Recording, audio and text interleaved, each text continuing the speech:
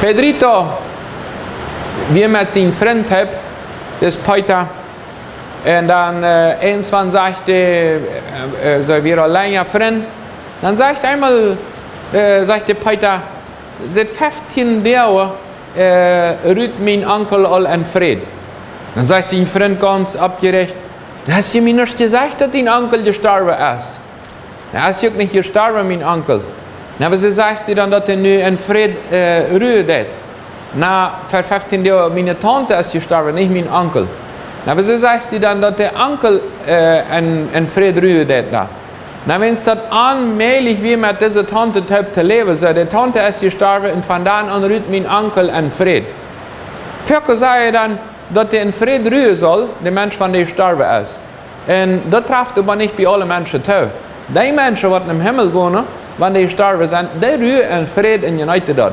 Aber die Menschen, die ihr Leben nicht in Ordnung haben, in der Halle gehen, die rühren nicht in Frieden und dort waren wie so viele fromme Sprüche hier sagen.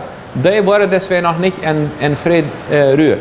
Aber das gibt eine Situation, wo die auch nicht hier in Frieden rühren, wenn es so eine Menschen gibt, die wieder einmal bloß zum Nerven, einmal bloß zum Rumschlemmen, und einmal dem Partner das kompliziert merken, die Kinder das kompliziert merken, so dass die auch nicht hier wirklich in Frieden rühren können, mal endlich erst der Weich. So, wie ist das in deinem Leben? Wenn du stirbst, ist das eine große Lücke? Oder ist das, naja, endlich erst einmal gegangen? Erst endlich mal ist der Mensch hier weich und molestiert uns nicht mehr. Wenn die Menschen sagen dort, aber mit euch bei uns denken dort, naja, die will auch nicht mehr uitzuhören, dass der hier ist dort. Aber das hat viel mit uns Charakter zu tun. Und eins zu sagen, ich sehe einfach so, und wenn dir nicht gefällt, dann verschwinde hier. Wie wurde mit welchen Eigenschaften geboren, aber uns Charakter ist dort, was wir selbst formen und wo wir selbst verantwortlich für sind. Wir sind verantwortlich über dort, was bei Müll rüberkommt. Wir sind verantwortlich für unsere Gedanken.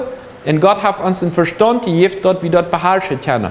Gott hat uns als Herrscher gesagt, dort wir dort können beherrschen. Und so sagt uns das in Matthäus Kapitel 3, Vers 8. Und wenn die Bibel was sagt, dann ist das, wenn es wieder Möglichkeit, die gibt uns die Möglichkeit nicht aus eigener Kraft, sondern der Heilige Geist uns helfen daran. Du sagst in Matthäus Kapitel 3, Vers 8, seht die weltliche Frucht von der Buße.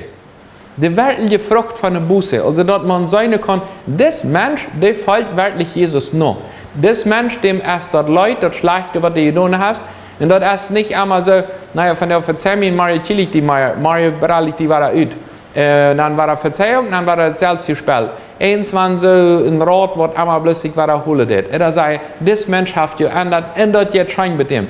Wenn es bei dir eins von der eingeht, sind die anderen Menschen, dass die dann sagen, schon, dass die gegangen ist, oder dass die dann in Frieden rühren. Mocht wir so leben, dass die anderen können sagen, dass wir schein mit dir.